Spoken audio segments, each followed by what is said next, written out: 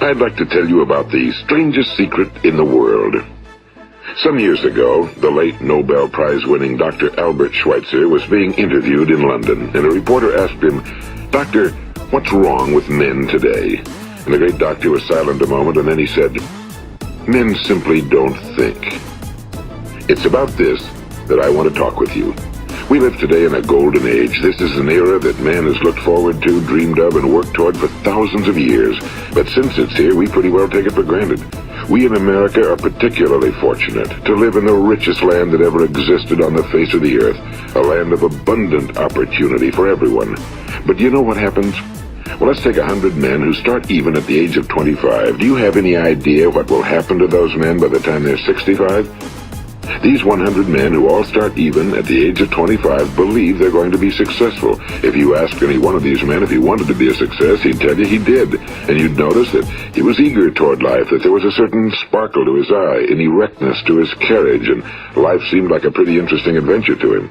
But by the time they're 65, 1 will be rich. 4 will be financially independent. 5 will still be working.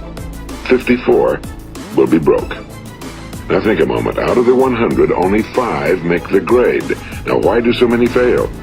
What has happened to the sparkle that was there when they were 25? What's become of the dreams, the hopes, the plans? And why is there such a large disparity between what these men intended to do and what they actually accomplished? When we say about 5% achieve success, we have to define success. And here's the best definition I've ever been able to find. Success is the progressive realization of a worthy ideal. If a man is working toward a predetermined goal and knows where he's going, that man is a success. If he's not doing that, he's a failure. Success is the progressive realization of a worthy ideal. Rollo May, the distinguished psychiatrist, wrote a wonderful book called Man's Search for Himself. And in this book he says, the opposite of courage in our society is not cowardice. It is conformity. And there you have the trouble today. It's conformity, people acting like everyone else without knowing why, without knowing where they're going. Now think of it. In America right now, there are over 18 million people 65 years of age and older. And most of them are broke. They're dependent on someone else for life's necessities. Now, we learn to read by the time we're 7. We learn to make a living by the time we're 25. Usually by that time, we're not only making a living, we're supporting a family. And yet, by the time we're 65, we haven't learned how to become financially independent in the richest land that has ever been known. Why? We conform. And the trouble is that we're acting like the wrong percentage group, the 95 who don't succeed. Now, why do these people conform? Well, they really don't know. These people believe that their lives are shaped by circumstances, by things that happen to them, by exterior forces. They're outer-directed people. A survey was made one time that covered a lot of men, working men, and these men were asked, why do you work? Why do you get up in the morning? 19 out of 20 had no idea. If you ask them, they'll say, well, everyone goes to work in the morning, and that's the reason they do it, because everyone else is doing it. Now let's get back to our definition of success. Who succeeds? The only person who succeeds is the person who is progressively realizing a worthy ideal. He's the person who says, I'm going to become this, and then begins to work toward that goal. I'll tell you who the successful people are. A success is the school teacher who's teaching school because that's what he or she wants to do. The success is the woman who's a wife and mother because she wanted to become a wife and mother and is doing a good job of it. The success is the man who runs the corner gas station because that was his dream. That's what he wanted to do. The success is the successful salesman who wants to become a top-notch salesman and grow and build with his organization. A success is anyone who is doing deliberately a predetermined job because that's what he decided to do deliberately. But only 1 out of 20 does that. That's why today there isn't really any competition unless we make it for ourselves. Instead of competing, all we have to do is create. You know, for 20 years, I looked for the key which would determine what would happen to a human being.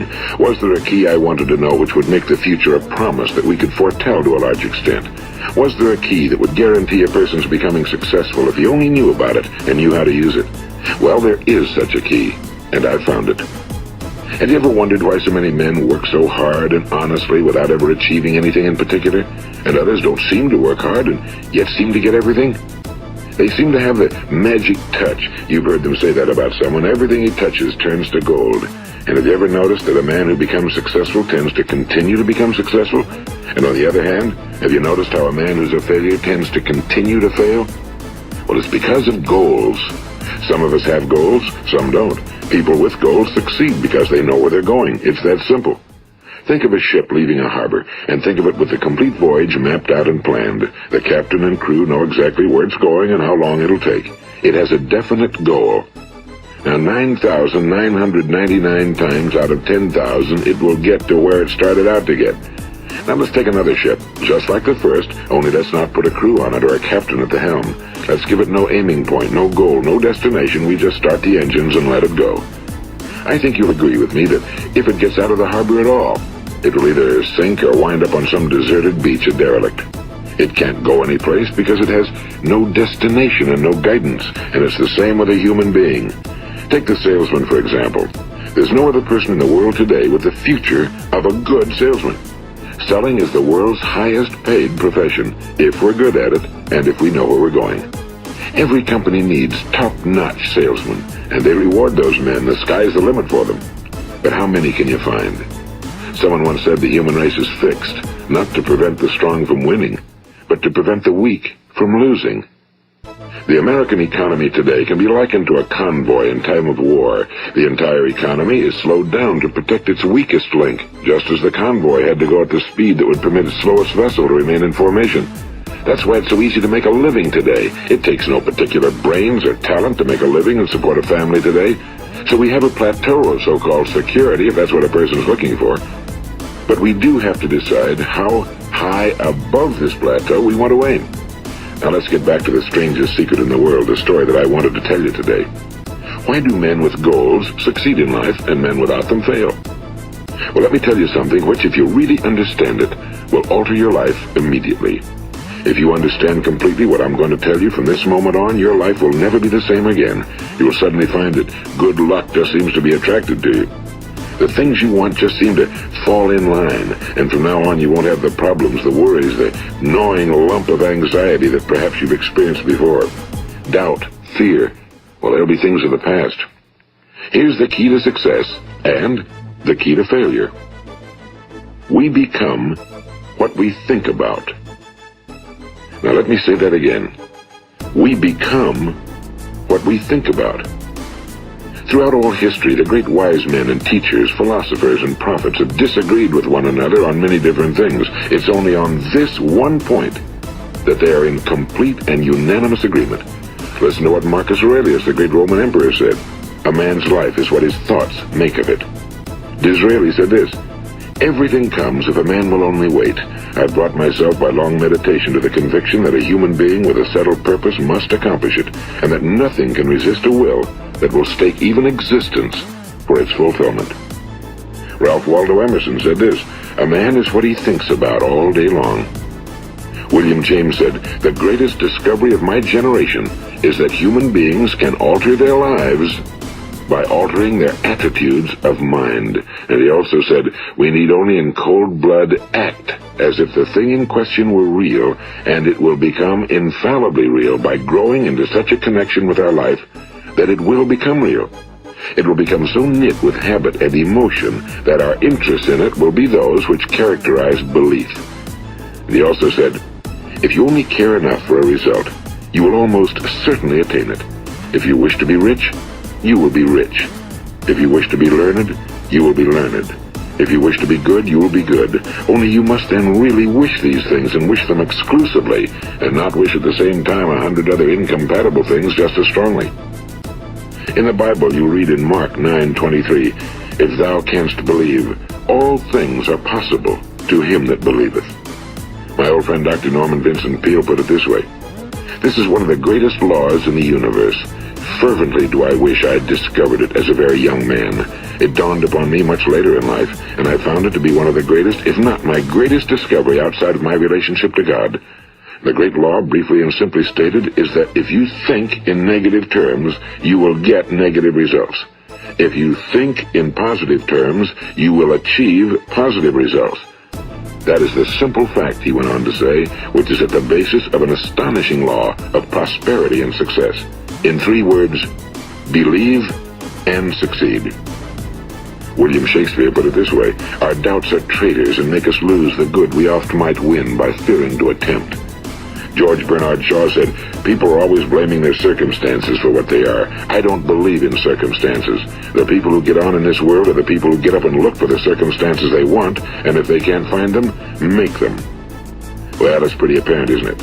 And every person who discovered this for a while believed that he was the first one to work it out. We become what we think about. Now, it stands to reason that a person who's thinking about a concrete and worthwhile goal is going to reach it, because that's what he's thinking about, and we become what we think about.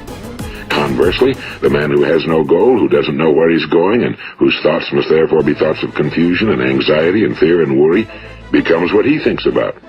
His life becomes one of frustration and fear and anxiety and worry. And if he thinks about nothing, he becomes nothing. Now, how does it work? Why do we become what we think about? Well, I'll tell you how it works as far as we know. Now, to do this, I want to tell you about a situation that parallels the human mind. Suppose a farmer has some land, and it's good fertile land. Now, the land gives the farmer a choice. He may plant in that land whatever he chooses. The land doesn't care. It's up to the farmer to make the decision. Now, remember, we're comparing the human mind with the land because the mind, like the land, doesn't care what you plant in it. It will return what you plant, but it doesn't care what you plant.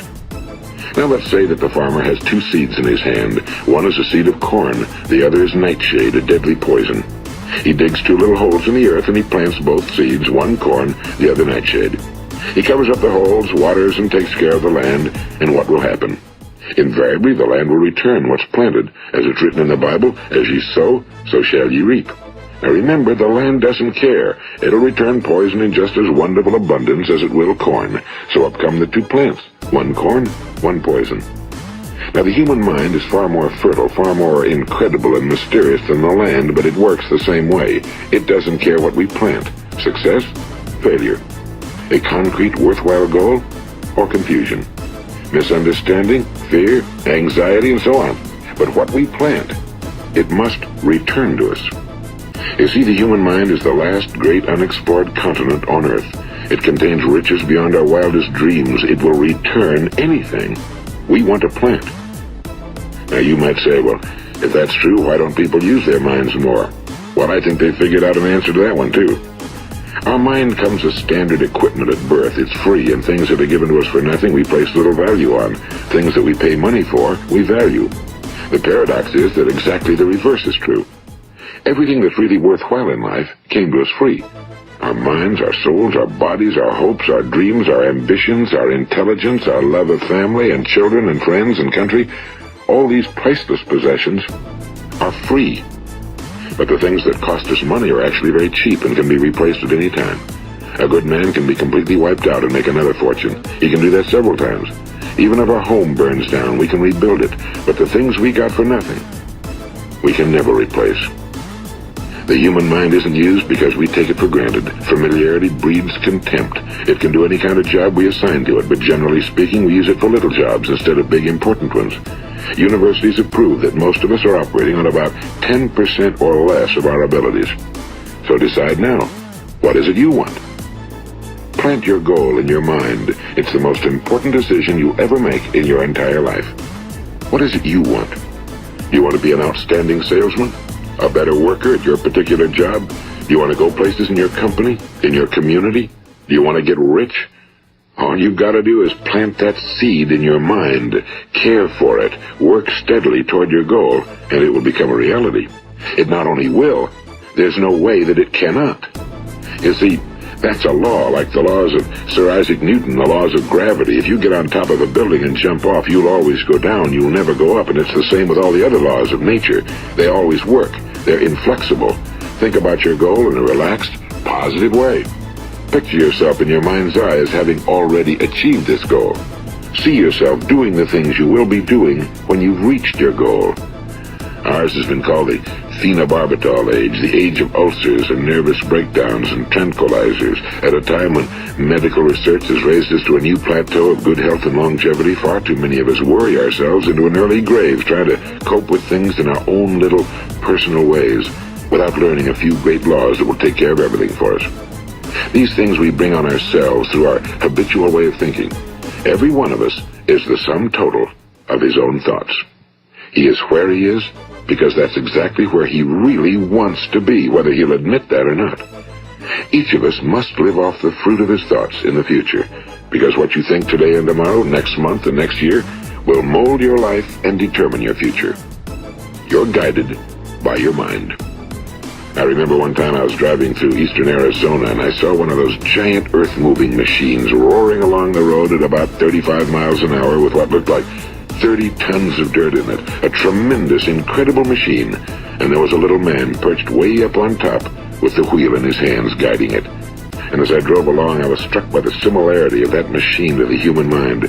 Just suppose you're sitting at the controls of such a vast source of energy. Are you going to sit back and fold your arms and let it run itself into a ditch? Or are you going to keep both hands firmly on the wheel and control and direct this power to a specific, worthwhile purpose? It's up to you. You're in the driver's seat. You see, the very law that gives us success is a two-edged sword. We must control our thinking. The same rule that can lead a man to a life of success, wealth, happiness, and all the things he ever dreamed of for himself and his family. That very same law can lead him into the gutter. It's all in how he uses it, for good or for bad. This is the strangest secret in the world. Now, why do I say it's strange, and why do I call it a secret? Actually, it isn't a secret at all. It was first promulgated by some of the earliest wise men, and it appears again and again throughout the Bible, but very few people have learned it, understand it. That's why it's strange, and why for some equally strange reason it virtually remains a secret. I believe that you could go out and walk down the main street of your town and ask one man after another what the secret of success is, and you probably wouldn't run into one man in a month who could tell you. Now, this information is enormously valuable to us if we really understand it and apply it. It's valuable to us not only for our own lives, but the lives of those around us, our families, employees, associates, and friends. Life should be an exciting adventure. It should never be a bore. A man should live fully, be alive. He should be glad to get out of bed in the morning. He should be doing a job he likes to do because he does it well. One time I heard Grove Patterson, the great late editor-in-chief of the Toledo Daily Blade, make a speech, and as he concluded his speech, he said something I've never forgotten. He said, "My years in the newspaper business have convinced me of several things. Among them, that people are basically good, and that we came from someplace, and we're going someplace. So we should make our time here an exciting adventure. The architect of the universe didn't build a stairway leading nowhere." And the greatest teacher of all, the carpenter from the plains of Galilee, gave us the secret time and time again. As ye believe, so shall it be done unto you. I've explained the strangest secret in the world and how it works. Now on this side I want to explain how you can prove to yourself the enormous returns possible in your own life by putting this secret to a practical test. I want you to make a test that will last 30 days. It isn't going to be easy, but if you'll give it a good try, it will completely change your life for the better. Now, back in the 17th century, Sir Isaac Newton, the English mathematician and natural philosopher, gave us some natural laws of physics which apply as much to human beings as they do to the movement of bodies in the universe. And one of these laws is that for every action, there is an equal and opposite reaction. Simply stated, as it applies to you and me, it means we can achieve nothing without paying the price. The results of your 30-day experiment will be in direct proportion to the effort you put forth. To be a doctor, you must pay the price of long years of difficult study. To be successful in selling, and remember that each of us succeeds to the extent of his ability to sell. Selling our families on our ideas, selling education in schools, selling our children on the advantages of living the good and honest life, selling our associates and employees on the importance of being exceptional people. To, of course, the profession of selling itself. But to be successful in selling our way to the good life, we must be willing to pay the price. Now, what is that price? Well, it's many things. First, it's understanding emotionally, as well as intellectually, that we literally become what we think about, that we must control our thoughts if we're to control our lives. It's understanding fully that as ye sow, so shall ye reap. Second, it's cutting away all fetters from the mind and permitting it to soar as it was divinely designed to do. It's the realization that your limitations are self-imposed and that the opportunities for you today are enormous beyond belief. It's rising above narrow-minded pettiness and prejudice. And third, it's using all your courage to force yourself to think positively on your own problem, to set a definite and clearly defined goal for yourself, to let your marvelous mind think about your goal from all possible angles, to let your imagination speculate freely upon many different possible solutions, to refuse to believe that there are any circumstances sufficiently strong to defeat you in the accomplishment of your purpose, to act promptly and decisively when your course is clear, and to keep constantly aware of the fact that you are, at this moment, standing in the middle of your own acres of diamonds, as Russell Conwell used to point out. And fourth, save at least 10% of every dollar you earn. It's also remembering that no matter what your present job, it has enormous possibilities if you're willing to pay the price. Now let's just go over the important points in the price each of us must pay to achieve the wonderful life that can be ours. It is, of course, worth any price. 1. You will become what you think about. 2. Remember the word imagination and let your mind begin to soar. 3. Courage. Concentrate on your goal every day. 4. Save 10% of what you earn. And 5. Action. Ideas are worthless unless we act on them. Now I'll try to outline the 30-day test I want you to make. Keep in mind that you have nothing to lose by making this test and everything you could possibly want to gain. There are two things that may be said of everyone. Each of us wants something, and each of us is afraid of something. I want you to write on a card what it is you want more than anything else. It may be more money. Perhaps you'd like to double your income or make a specific amount of money. It may be a beautiful home. It may be success at your job. It may be a particular position in life. It could be a more harmonious family. Each of us wants something. Now write down on your card specifically what it is you want. Make sure it's a single goal and clearly defined. You needn't show it to anyone, but carry it with you so that you can look at it several times a day. Think about it in a cheerful, relaxed, positive way each morning when you get up. And immediately you have something to work for, something to get out of bed for, something to live for. Look at it every chance you get during the day and just before going to bed at night. And as you look at it, remember that you must become what you think about, and since you're thinking about your goal, you realize that soon it will be yours. In fact, it's yours really, the moment you write it down and begin to think about it. Look at the abundance all around you as you go about your daily business. You have as much right to this abundance as any other living creature. It's yours for the asking. Now we come to the difficult part. Difficult because it means the formation of what is probably a brand new habit, and new habits are not easily formed. Once formed, however, it will follow you for the rest of your life. Stop thinking about what it is you fear. Each time a fearful or negative thought comes into your consciousness, replace it with a mental picture of your positive and worthwhile goal. And there will come times when you'll feel like giving up. It's easier for a human being to think negatively than positively. That's why only 5% are successful. You must begin now to place yourself in that group. For 30 days, you must take control of your mind. It will think about only what you permit it to think about.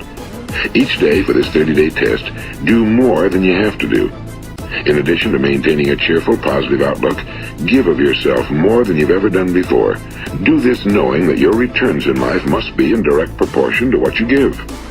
The moment you decide on a goal to work toward, you're immediately a successful person.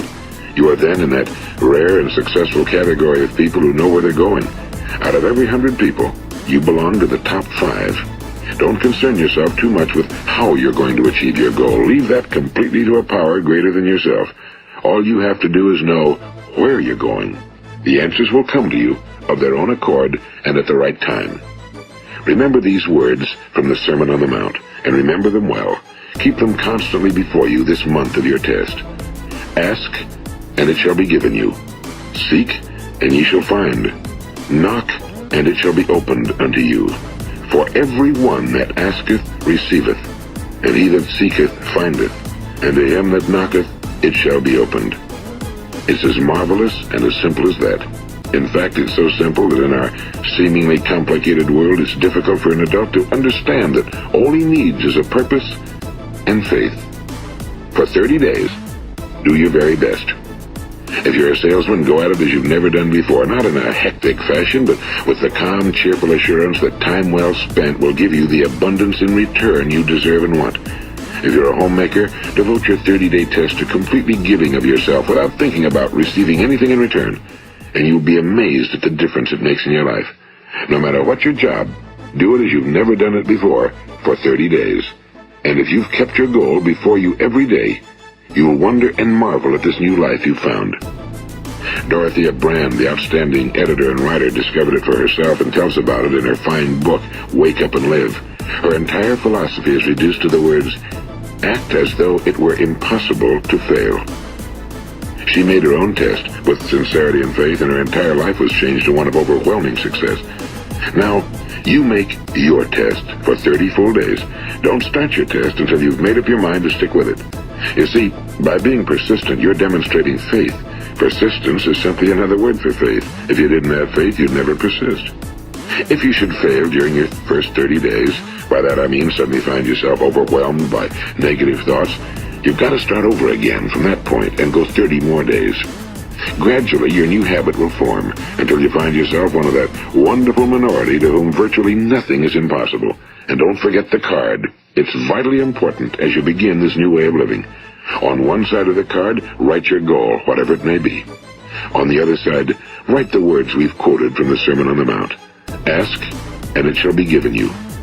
Seek, and ye shall find. Knock, and it shall be opened unto you. Nothing great was ever accomplished without inspiration. See that during these crucial first 30 days, your own inspiration is kept at a peak. And above all, don't worry.